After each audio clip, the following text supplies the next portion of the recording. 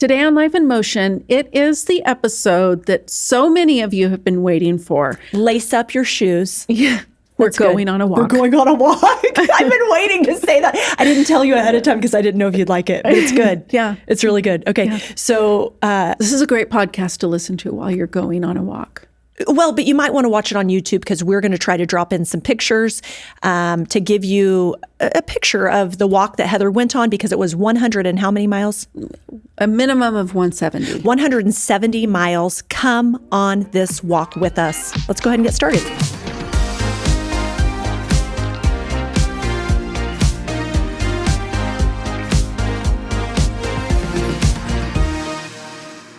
Okay, Heather, so last time we recorded, you had not yet gone on your long walk. Yes. So we probably should preface by talking a little bit about this walk that you went on, and then everybody wants to hear about it.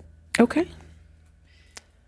Oh my gosh, where to begin? Well, where to begin is for your 50th birthday. For my 50th birthday, Whit gifted me 2 weeks off That's of work. That's a funny way to say that. Gifted me. Like gave me, but okay, go ahead. I'm sorry.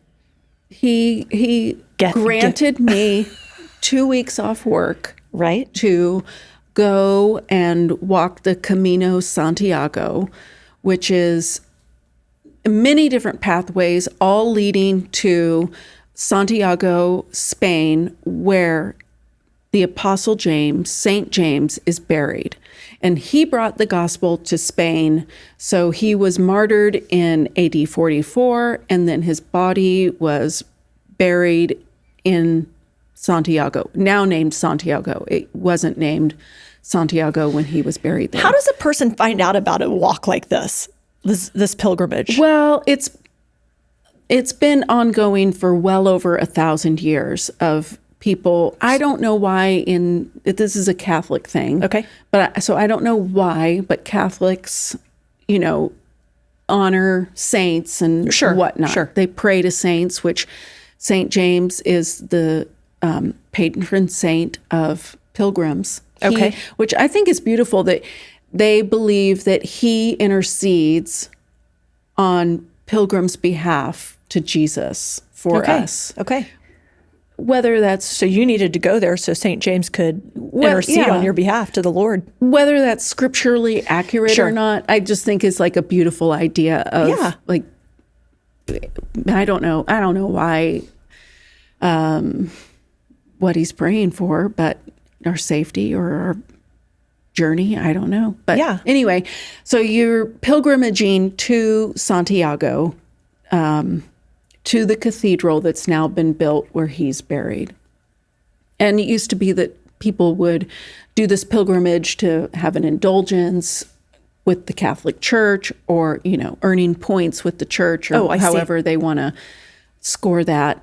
But there are many different paths from France and Spain all across, and Portugal all the way to Santiago. Many different ways that you can take to get there. So my journey was from Porto, Portugal to Santiago, and it was approximately 170 miles. And I think I walked closer to 190 miles because I took a little detour. And you walked 190 miles in how many days? 10 days. Okay. So it was... What causes a person to want to do something like this? I guess you can't speak for a person. What caused you to want to do this? Yeah, I think there's a lot of different reasons why people want to do it. The tourist reasons, vacation reasons, which it's not like a relaxing vacation. Like, really? But I wanted the challenge of it. I wanted the solitude, because I wanted to go alone. Right. And as I was planning for it, it was like, this sounds like so much fun. Can I go with you? Oh, my goodness. He said it several times. I'm like, no, you can't go with me. Yeah. I'm going by myself. And for me, even after being married for 25 years, I wanted for 25 years, every single decision I've been making takes into consideration at least my spouse, if not my children, and So I just wanted to be able to challenge myself. I wanted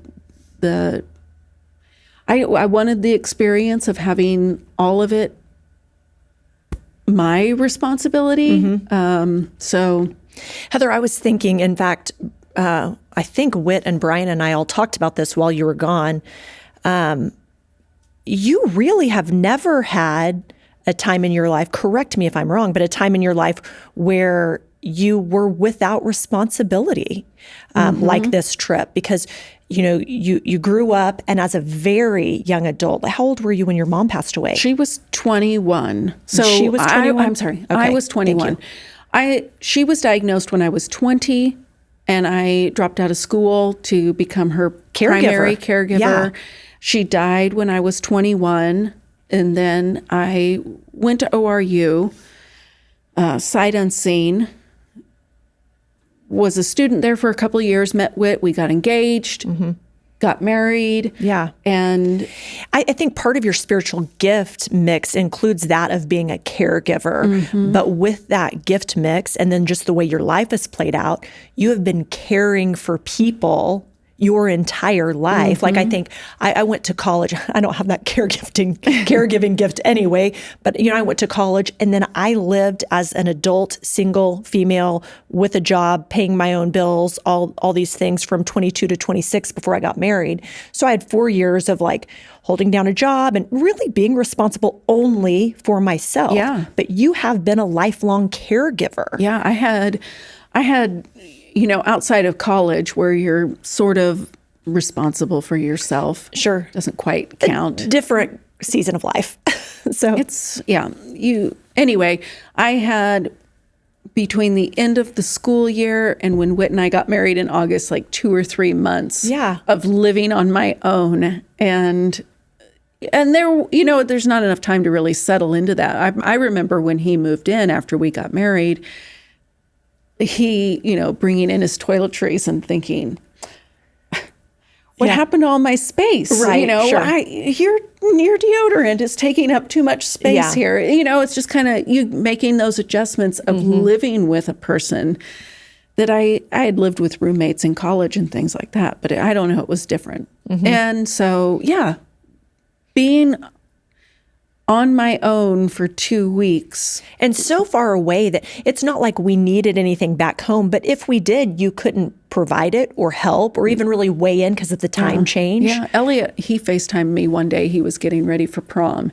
And he was like, how do I iron this shirt? Yeah, and sure. So we FaceTimed while he ironed and things like that. But everybody is on their own to figure it out without me. And I am on my own to figure things out, which part of the beauty of this pilgrimage is being the infrastructure that has built up over 1,000 years. Sure. Is you're always seeing signs for a hostel here, signs for places to stay. Define that word. That's a unique word. A hostel is it's like it's not even a hotel. It's a place to spend the night, basically. And hostels for pilgrims, you can only stay one night. Okay. You don't, unless you get special permission. You're not. Get moving. Everybody has to be out of the hostel by, I don't know, maybe 10 a.m. at the latest. Okay. But you're not staying there for a week or anything like that. You're coming in and you're going out. You're just there to sleep, really. It's basic amenities. So this is such a famous walk that the path is clearly defined for you? There's a very clear path. You're walking through towns, fields, vineyards, forest, but there are always yellow markers, arrows pointing the way. Like every time you get to a crossroads or even just going straight down a street on signposts and street lamps, yellow arrows pointing the direction you're supposed to be going. So it's difficult to get lost. Like it's such a wonderful experience because you're just fully present in the walk. And you're not worrying about what you're going to eat or where you're going to sleep. Really, it's sure, because there's a common saying, the Camino will provide. And most people, there are some people that, like to have everything laid out and they like to know what to expect and things like that. But most pilgrims, I think, don't plan their trip.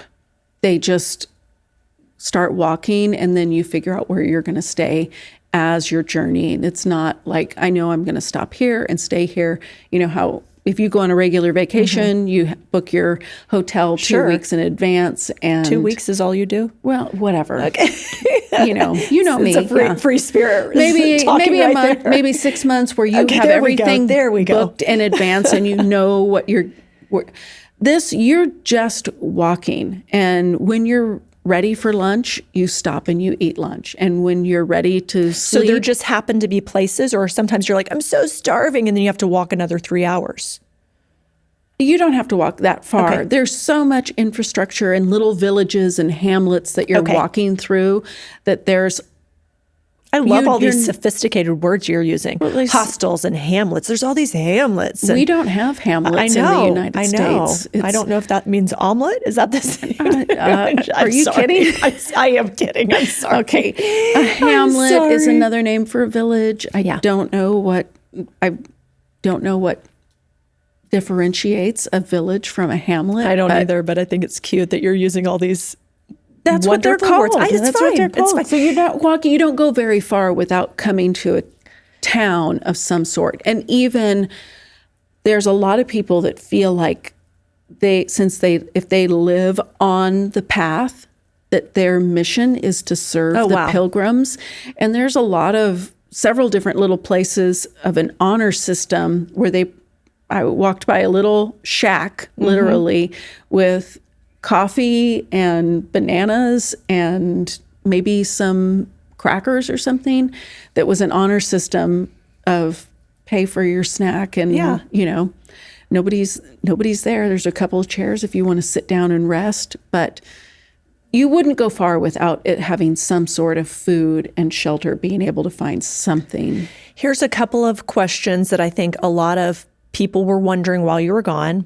Well, I know for a fact a lot of people were wondering is if you were safe, because I was getting private messages on social media about somebody gave her a whistle. That must mean that she's in a dangerous area, and is she safe? So I want to talk about safety. And then we talked before you left, like, would there be times where you would be lonely, or were you sad, or like, did you ever feel like physically you weren't going to be able to carry on? That's a lot of distance you covered.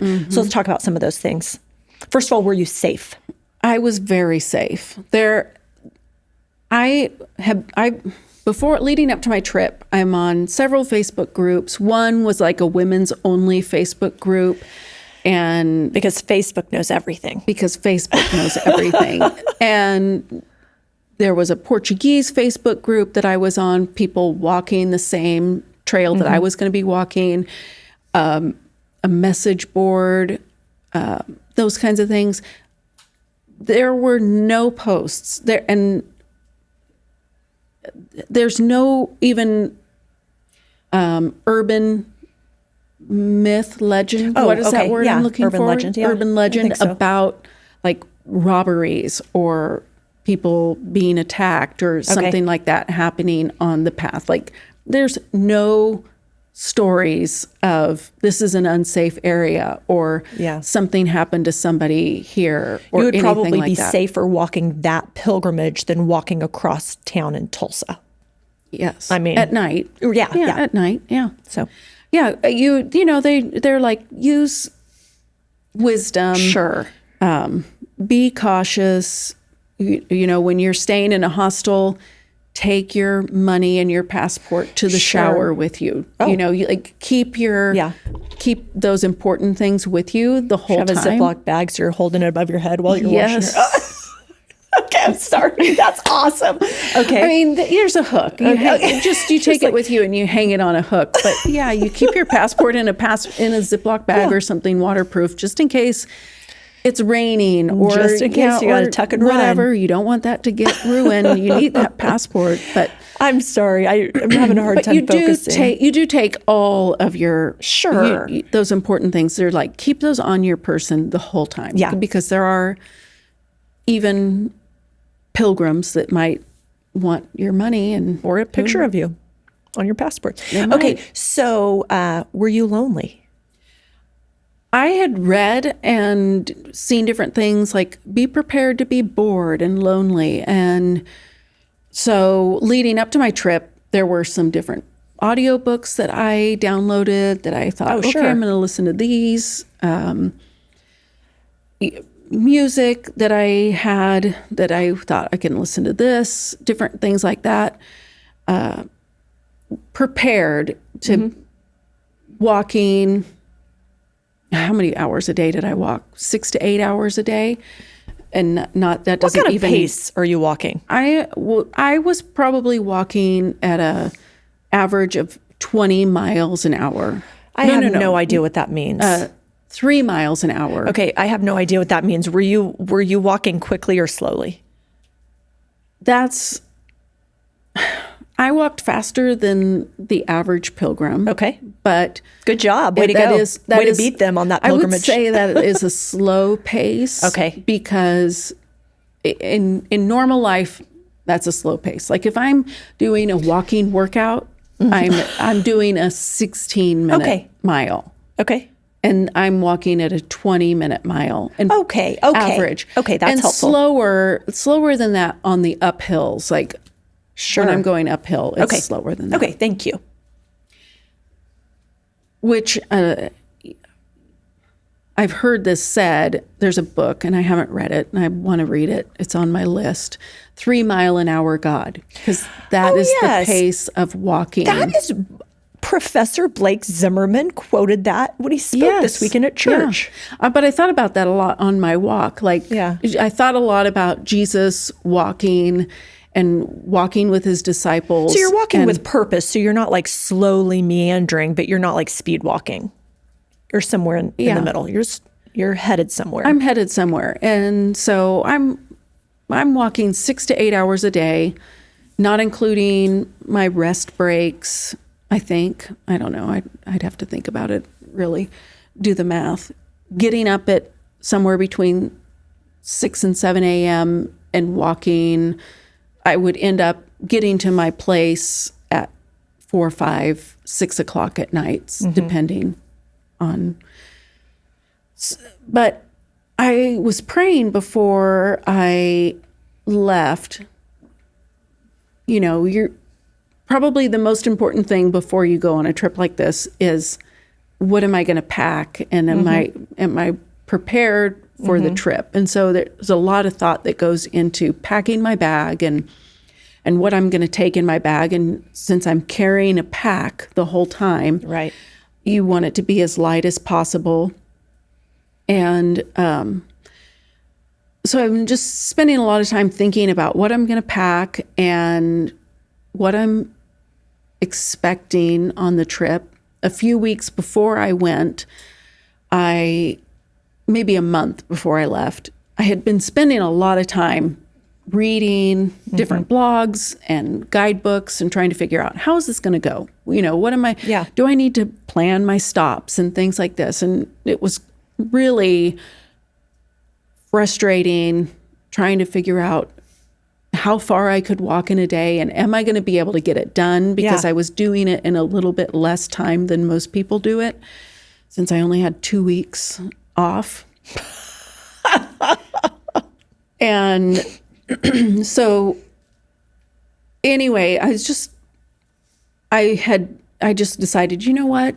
I'm just going to walk. I put aside all the planning. Yeah. And I was just like, I'm just going to walk. And when you put that aside, was there a thought in your mind you might not make it the full distance? There was never a thought in my mind that you wouldn't make it. I just wonder when you're like, okay, Lord, I'm setting this all down. I'm just going to go and do it. Did the thought cross your mind I might not make it, or you were still committed to? I was committed to making it. I knew on average how many miles I needed to walk a day, and I was just like, I'm just not going to worry about if I,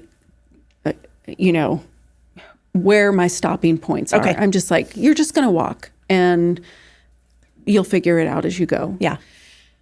And so setting aside all of that planning and then the stress that was and worry and everything. And so as I was leading up to it in the few days before I left, just thinking about the trip and my expectations, I was just like, Whit had asked me, he said, is there any circumstance where you think you'll be disappointed? Yeah. It's a great question. I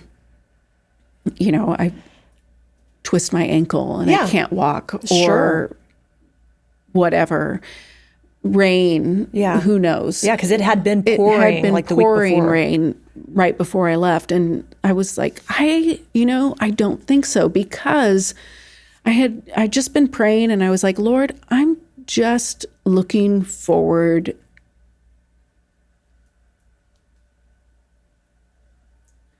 I'm just looking forward to being with you. And whatever happens, I'm with you. And however this goes, it's you and me. So it anything else doesn't matter. So walking, I get there and I landed in Porto. I landed in the afternoon and I needed to go to the cathedral in Porto where my Camino road starts. And I get there and you get a pilgrim's passport, which is just a little booklet that you get stamps in along the way from restaurants, hotels, other chapels and cathedrals. And so that's your proof that you did the Camino, of how far that you walked. Because at the end of it, you get a certificate that you completed it. So on Saturday afternoon, I get my passport and get some dinner and then go back to my hotel and go to bed. And I have to get up the next morning and start walking. And so I got started and I actually took a bus my first day. It's so crazy when you think about how ridiculous the walking is, because you can, if you Google Maps, like, where do I want to go? I want to go from my house to the church. It takes me a 15-minute drive. If I want to walk from my house to the church, it's an all-day event. Like, I will be there in 5 hours. Right. So, you Google like maps. Oh, I'm going to go to this little town. It's a suburb of Porto, just to give myself a head start. Because otherwise you're kind of walking in industrial areas. And I knew that I was limited on time and I needed to give myself a couple of shortcuts. And so this is one of them. So I am on this bus going to this little town right outside of Porto, and we're just driving by other pilgrims. You can see them anywhere because everybody's wearing their backpack, and you get a little shell. A shell is like a marker of the Camino. Okay. And people hang them off the back of their backpacks. And so as I'm on the bus, just whizzing by all of these pilgrims who are walking through town, you're just like, this is the most ridiculous thing to be. I could just take a bus and see this. I could take a train and see this. I could be in a car and see this. It's not the purpose of this trip. Yeah. Yeah. And so where was I going with that? So I'm walking, I get off at my first town and wondering at the bus stop, like, am I at the right spot? Yeah. And there was a group of pilgrims waiting for the bus as well. And they were from, where were they? A country with an L name. Lithuania. Oh, that's the exact one I was going to guess. They were from Lithuania. And so they get on the bus with me. They start walking. We get off, we all get off the bus at the same spot. They stop and make adjustments. They're a group of 6 people, and I just start walking. And then throughout the day, I kind of see them again. at different spots where I would stop for lunch and then they would pass me or whatever, which is very common on the Camino, is seeing somebody and they would have stop. And so I keep walking, but then I stop and they pass me. So it's very common to keep seeing the same people over and over again. And I get to my first town and I need to cover 17 miles today. I'm thinking, this is the town that I'm going to. And I'm feeling anxious and kind of like in a race. Like, okay, yeah. I've got to keep a pace. I've got to get to this town. I've got to...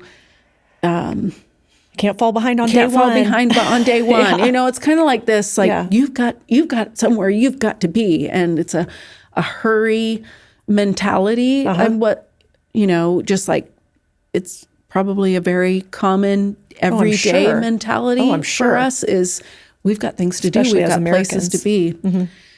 So at the end of that day, I ended up staying at a hotel. That's another story we can talk about in a minute if you want to. But I get into bed and I'm just laying there thinking about my day. And I was just like, just felt like the Lord was like, just slow down. We're not in a hurry. We're not in a rush. Just take it easy. Let's just walk. Yeah. And after that, getting up the next day, it was rainy. And so I intentionally slept in, but got up and started walking when it looked like on my weather app that the clouds had cleared. And it was, from that moment on, it was just walking. And I started to feel my spirit settle into that. There's something about walking with no agenda that's completely different than any other experience. And since I've been back trying to figure out how do I keep that peace, because even going on a walk here, I'm like, okay, I'm getting a workout in, or I've got X amount of time. Right, the kids get out of school in an hour. I've got to be done with this. I've got to, something is coming up. Is how do I keep that? I wonder if it's going to become, how do you practice that kind of peace? Because you may not be able to live in it all the time, because we do have places to go and places to be. But how do you practice that? Yeah, it was, and letting my mind settle. Oh man, I bet. My mind's ping-ponging around to different things. Where am I going to eat? Where am I going today? And then what's happening at home? It's like but letting my thoughts settle on this. And you've not yet mentioned this, but you thought you were going to be bored or potentially be bored, so you planned ahead with podcasts and audiobooks and things. But what did you find? I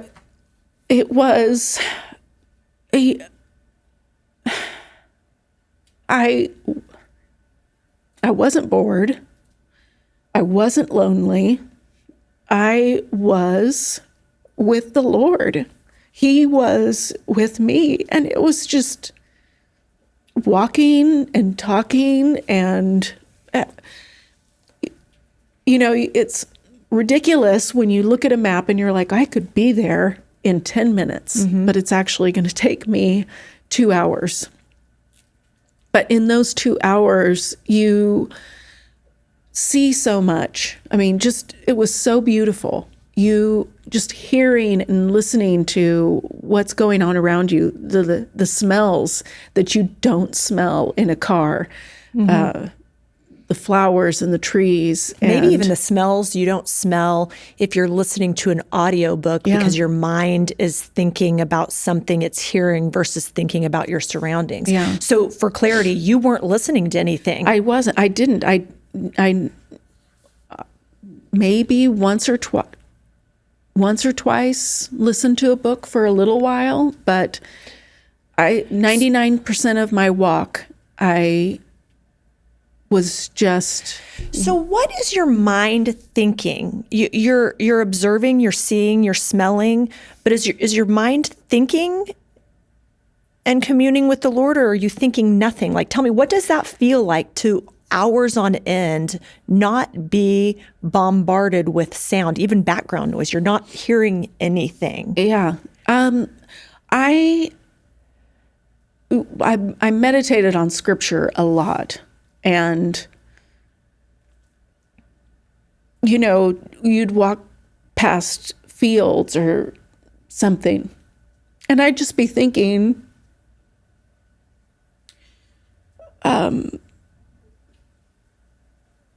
you lead me to green pastures. Walking along a river, you lead me to still waters. I meditated a lot on Psalm 25, which I didn't think of it in verse order, so I don't even ask me to try to quote the whole thing, but I started every day just saying, Lord, I bring you my life. And, that psalm is like, all the paths of the Lord are loving kindness and tender mercy. He leads, he guides, he instructs, he teaches. So you're walking along a path and you're just looking ahead of yourself as far as you can see, really. Yeah. Looking at your surroundings, and I'm just thinking about his paths, his leading, him guiding. It's not, I don't know. Yeah. It's just like, it's not necessarily, it's not incoherent, but it's not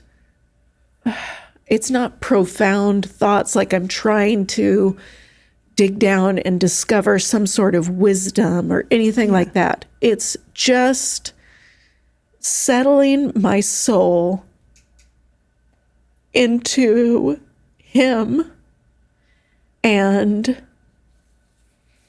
who he is and my life in him.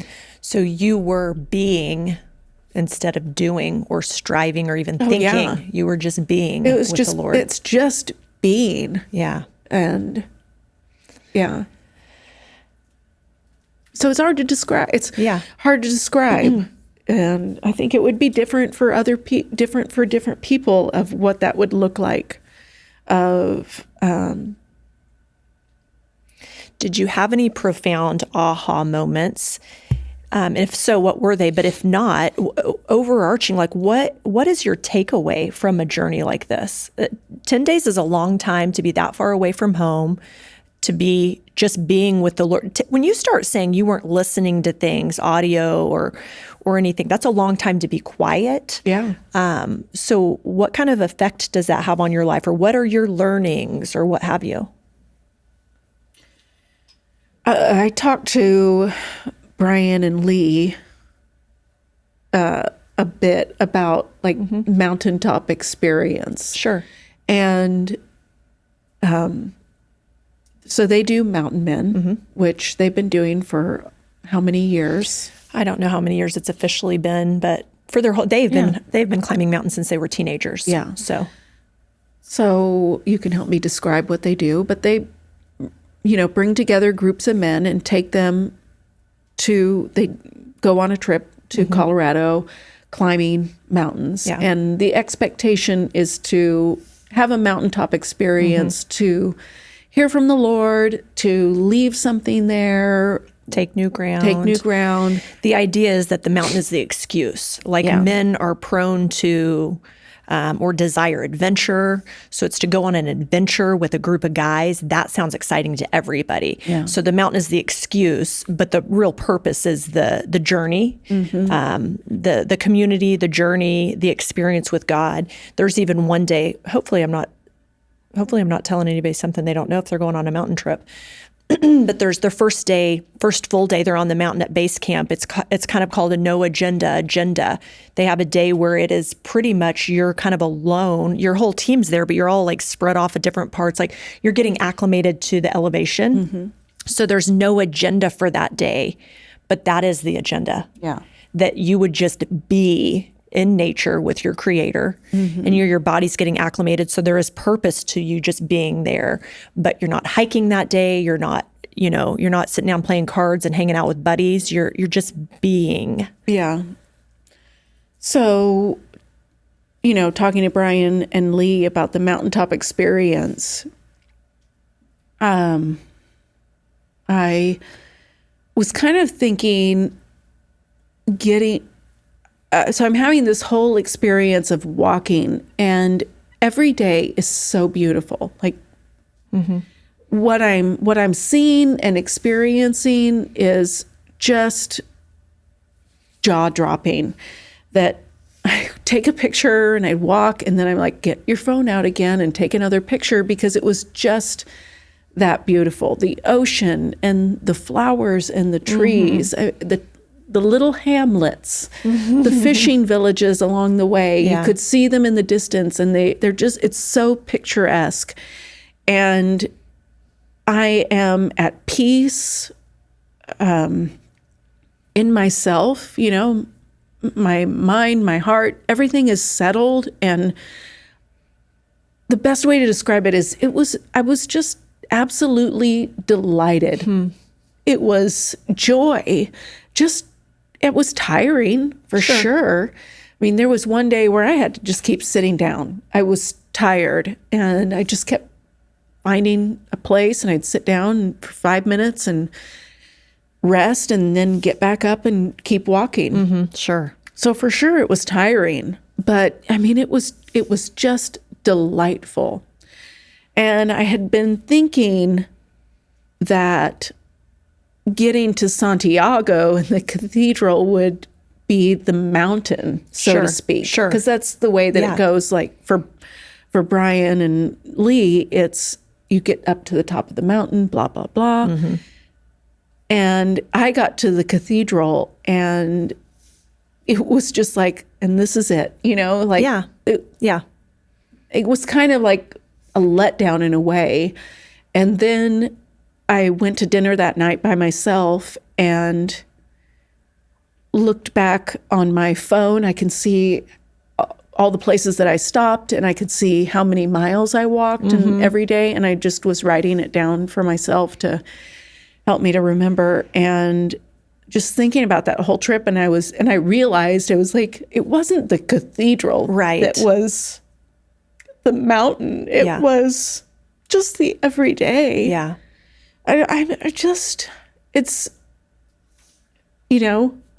What was your question? It was. Doesn't even matter. You're answering it.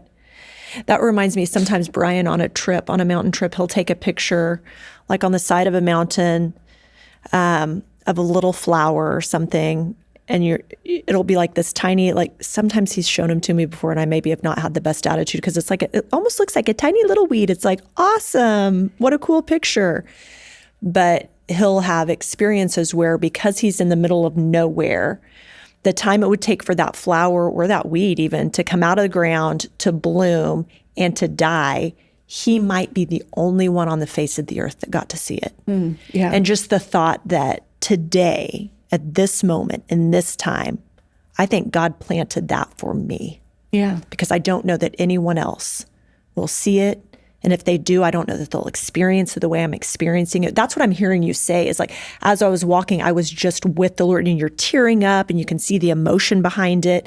And you were just experiencing your Heavenly Father in a way that probably is hard to put words to, because it was just personal and intimate, and wouldn't necessarily mean the same to anyone else as it meant to you. And I think that's beautiful. Yeah, there wasn't any like aha moments. Yeah. There wasn't any, the Lord spoke to me and told me this Start a new career. Yes. Because we talked about that. Yeah, Like what if he tells me to do something? There wasn't any big aha moments. It was just walking and knowing that the Lord was with me. And did you learn anything about yourself?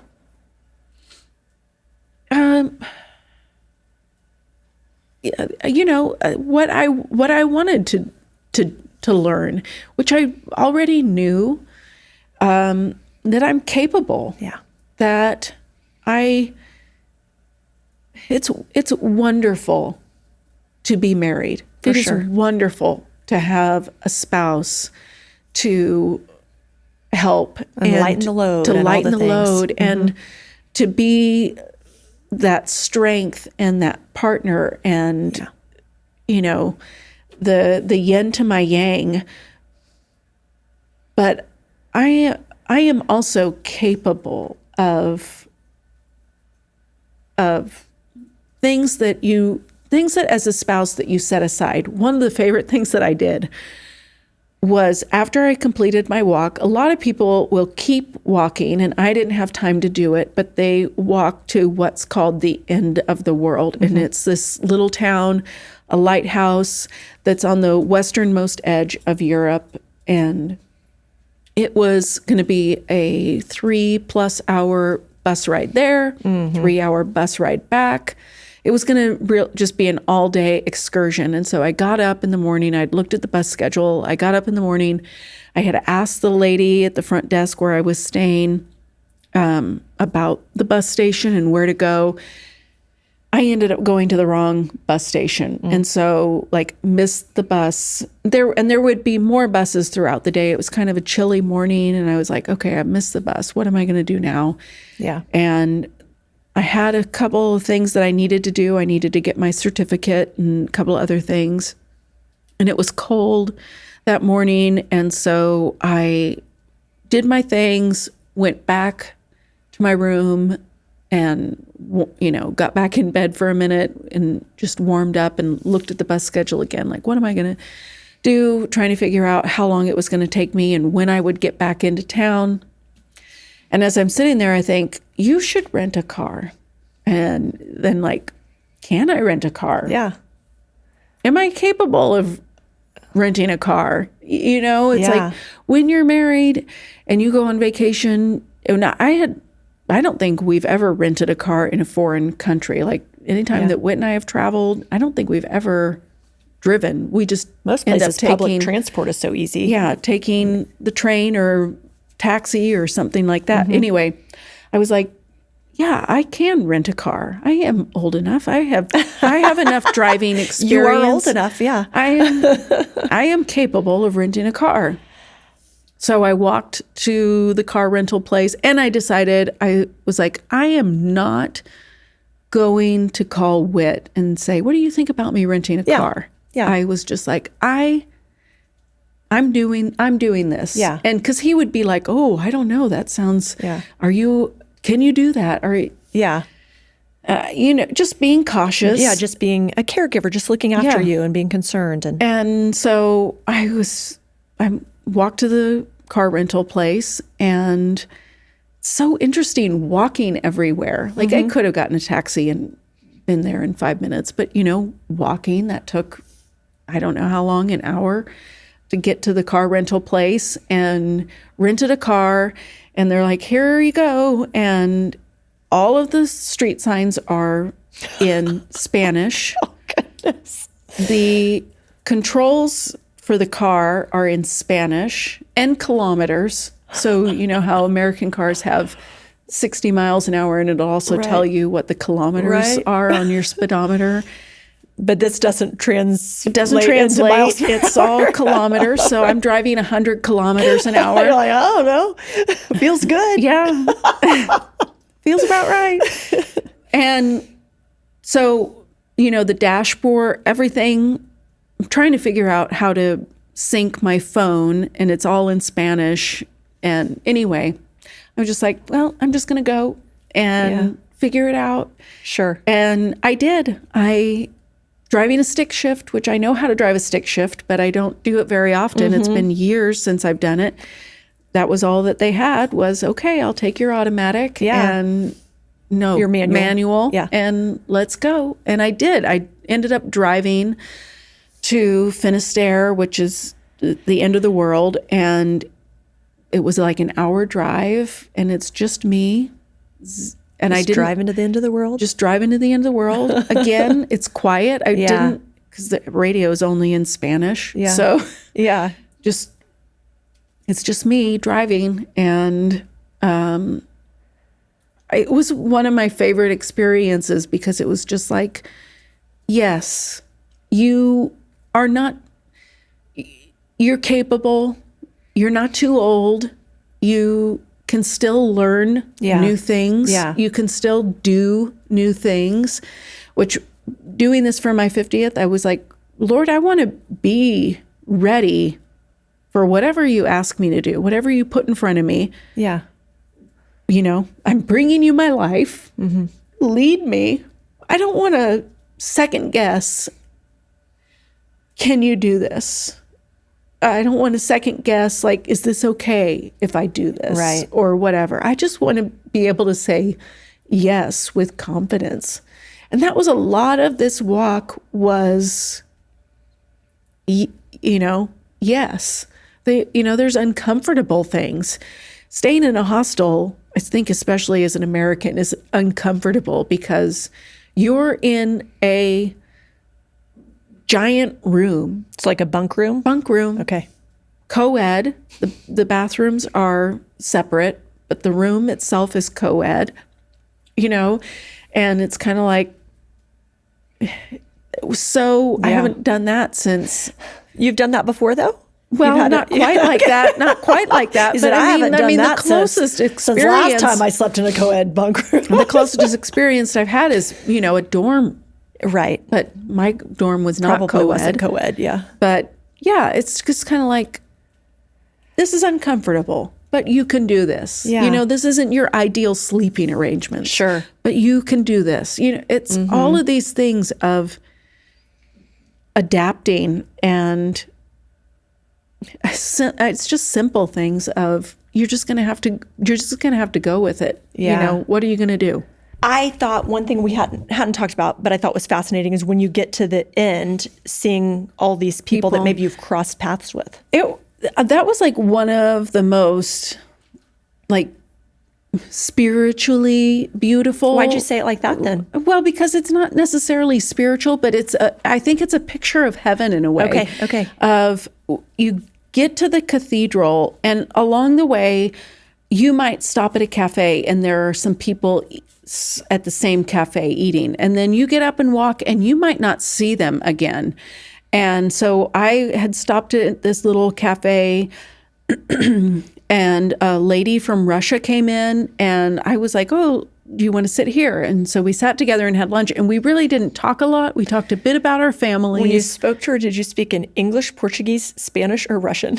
English. Okay, I'm sorry. And she spoke wonderful English. Okay, go ahead. But we talked a little bit about our families and why we were doing the Camino and things like that. And I don't remember which one of us got up first and went back to walking, but I did not see her again. And then my one day where I had rented the car, before I went and rented the car, I was in this courtyard outside the cathedral, and I had a little bit of lunch, and I get up and I wanted to go into the cathedral, and it was time to go in. So I get up, I start walking, and I glance over, and the lady that I had lunch with, it's from Russia, is there. Wow. And I'm like, oh, it's you. You made it. Like congratulations. A reunion. And just said hello and talked to her for a minute and went on. But I had noticed throughout that day, there were people meeting and reuniting just all over the place. When I went to get my certificate. There was I think a couple from New Zealand and meeting a couple from Korea. Wow. And they were just like, oh, it's you. And, they were so excited to see each other and like, let's get a picture together. And these reunions happening all over. It was so beautiful. It was like a picture of heaven that who knows? Yeah. I mean, think about that. Who knows who you will meet in heaven that somebody is going to be like, oh, it was you. Yeah. You were so kind to me that day when I lost my job and you didn't even know, but you were kind and it helped me. It's just like we're going to meet so many people like that where somebody, an angel across our path at some moment that we never see again until that day when we're all together. It's interesting that you said that, Heather, because this morning I felt compelled to send someone a text. And it's kind of the idea, as I'm hearing you say that, like, that's clicking in my mind of like living in light of eternity, like, who will you see? Because it's just fascinating that you'd say that right in this moment, because Eleanor sang at her recital last night. She's gotten so much better that people will comment and say, oh, she's doing so good. And I was just thinking today about Eleanor and remembering this thought came back to me, like a shared experience moment. This thought came back to me that our friend Jera, her husband is our worship pastor. When Eleanor was little, maybe 3 years old, Jera was watching Eleanor in staff childcare. And I picked Eleanor up and Jera's like, this girl can sing. And just like real flippantly, just off the cuff said something. And I was like, ha, ha, ha, because we're not a musical family. Yeah. So I'm just like, ha, ha, that's so funny, Yeah. But 5 years later, when Eleanor's still singing all across the house and I decide to put her in voice lessons because I'm like, I think she really enjoys this. Yeah. And then to get to a few years later where she's singing in such a way that people are complimenting her, I just paused this morning. I thought, I'm going to text Jera. Yeah. And I just texted her. I was like, this moment last night started with you. Yeah. Because we don't hear those sounds that you musicians hear. We don't hear those things. So we don't know if she's good or not. Yeah. But you randomly said, she can sing. And when I signed her up, it's because you said that. Yeah. She's like, oh my goodness, thank you for telling me that. But that picture of living in light of everybody's impact on your life matters. That you don't know who you're going to encounter and what that experience will mean to someone else. What one conversation will spark in someone. Yeah, but that was that's a incredible. Really beautiful thing to witness, to see people celebrating and reuniting. How many people were there at that cathedral? And you were kind of in the off season of walking. Yeah. So maybe not as many people were there at that time as would be in a different month. But are you talking 10 people or 500 people? Oh, not 500. And time of day, I mean, there's people coming in at all different times of day. And like, so I think I got there at 5 or 6 o'clock at night. And I had been with the Norwegians and I was like, listen, I have got to make it to Santiago tonight. Mm-hmm. And so I was just like, I'm just got to go. We had lunch together and I was like, and I'm off. Yeah. And they were planning. You had to walk a 4 mile per hour clip. I had to really hustle if I was going to get there. And I was not expecting them to get into town that night. Mm-hmm. They were planning on staying in a suburb just outside because they wanted to come in the morning and have a short walk and yeah. And they texted me that they were like, we are entering Santiago now. We're on our way to the cathedral. And I'm like, I'll meet you there. And I just dropped everything and went and was waiting for them in the court, to greet them in the courtyard, like, yay, you made it. And it's interesting because you said, I wonder if that's a picture of heaven, and isn't that a beautiful picture that someone would notify you, so-and-so's on their way, and you would drop everything and run.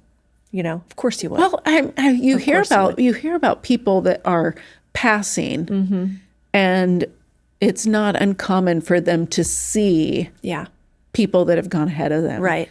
Waiting. Yeah.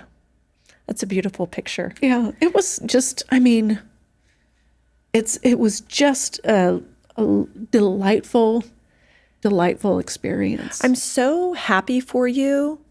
And it's really a beautiful example for me to really think about even the mundane and the ordinary parts of our lives in the perspective of our walk with the Lord. And I mean, because you can take virtually any moment and turn your eyes towards the Lord, and it might be something special or more. That I had some new chairs delivered for a dining room table the other day, and I was telling Brian that the delivery person just happened to come on Monday morning, and my trash pickup is Monday at noon. So I was able to hurry and get the packaging and put it out at the curb and just not have to sit on it for a week. And Brian's like, "Oh, that's nice, that's handy." And I was like, I completely paused and thanked God. Mm-hmm. It's not a big deal, a big thing, but I think when, like, what I'm hearing from your journey is like, maybe there wasn't a big aha moment, but isn't everything with the Lord, doesn't it all have the potential to be significant? Just walking with him, and I would just say, where are we going to stay tonight? What do you have for us? And just expecting him to provide me with a spot. And I had the most beautiful places to stay, just that I knew were just, this is for you. Yeah.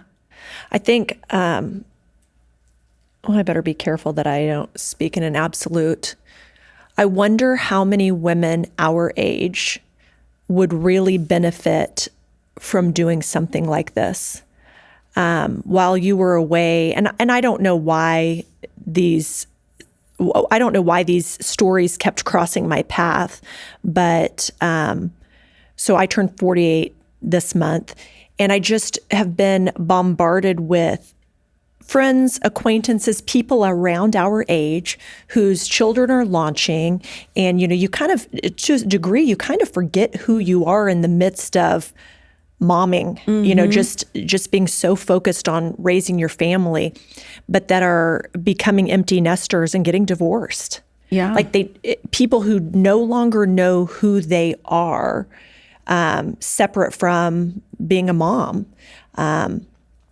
or even, can I do it anymore? I mean, we just fall into roles. Like when, we like to go on trips together, and between you and Whit and Brian and I, that's a lot of opinion, a lot of opinion and a lot of personality. And it's one area of my life I mostly, not all, but mostly set down my opinions because somebody's going to make the decision. There's no reason for me to argue my point. Somebody's going to make the decision. But then what that leads to is last year when I was meeting Brian when he was going to school at Oxford, and I have to fly out by myself and get on the tube for the first time by myself. And I'm like, I've never paid attention. I don't know positively how to get from the United States of America to another country and then get on public transportation to arrive where I need to. And I was able to figure it out. But unless you grow beyond what you've been doing for a number of years, I'm watching people our age throw in the towel on their dreams, on their marriages, on themselves. I wonder how many people our age would benefit from an extended time away to just be with the Lord. Yeah. Well, even just trying something new. Yeah. Relaunching a career or going back to school. I think that we get to be this age and you get so used to just falling into a certain role. And it can be big or small. Now that I am a workout girl, but I am surprised at how many people are terrified to step back in a gym because they haven't worked out in 20 years. I mean, if you've got a gym worth their salt, nobody's judging you. I mean, just come on in. Yeah. We'll help you and lead you and guide you along the way. And if somebody is judging you, that's on them. Right, that's true. But I just think like that we do get afraid to do things. Yeah. I've watched my mom walk in that with my dad's health, and I'm, she's learning to pay the bills again. She hasn't done that in. I think at the beginning of their marriage she did, but probably hasn't done that in 50 years. And then you're like, I have to learn how to do this. But what a joy your trip was, because you get to learn and experience that you're capable, and that you can do things. Yeah. So where do you go from here? I don't know. Probably back to Portugal. Oh my goodness. Probably on another long walk. Yeah. Yeah. Been thinking about that. Oh my goodness. What would your encouragement be to someone who's, I guess anyone, younger or our age? I saw somebody from my gym the other day, talking about the gym, post that now that she's middle-aged and she just turned 30. And I was like, what's happening right now? What is even happening? That's not middle-age. That's not middle. So you're only going to make it to 60 I see. Right. But I mean, we've lived a lot of life. Yeah. But you just learned some really cool things. So what's your encouragement to anyone that's listening on the other side of this big trip? We've lived a lot of life. I've lived 50 years. Yeah. And I've got 50 more years, and I still capable. You're still capable of learning new things. Yeah. Having new adventures. I think that, and the longer that the more you say no to things, the easier it is to keep saying no to things. Isn't that the truth? To start saying, you got to start saying yes. Yeah. Like, okay, I am going to do that. Yes, I am going to pull the trigger and go back to school or whatever it might be. I hope you're a pioneer to some of our listeners to say yes to something. That it's who you are. Yeah. I'm thinking of your sign above your kitchen sink. Yeah. You should share what it says and maybe why you have it. Yeah. Because not everybody's hardwired like you are. Yeah. Start with yes. Yeah. Yeah. And which is generally my nature. Yeah. For other people, honestly, for other people. My kids will say, "Hey, Mom, what do you think about me going over to my friend's house this weekend?" Yes. And then, well, let's think about what does that mean. Sure. But that's a very simple example, but it's easy for me to say, you should try that. You should do that for other people. It's hard to say it for myself. And I think that it's important, especially as we get older, to keep saying yes, to keep finding ways to say yes to ourselves, to say yes to the Lord. Yeah. I don't know. He wants to talk to you. Yeah. I think as we begin to wrap up, I don't know if I can make these decisions for our podcast or not, but I feel like we should maybe link to the Church on the Move series about hearing God's voice, because you beautifully articulated kind of the walk with the Lord and just being with him. And I think that's a beautiful picture of hearing from God without fireworks going off and him saying, Heather, when you get back to Tulsa, I need you to, start this new job. But something significant happened because we saw it and felt it in the emotion. And you had a hard time articulating it because it was just so personal and so the Lord's tangible presence as you walked. Yeah. And so I'd love for everyone to be able to experience hearing from God.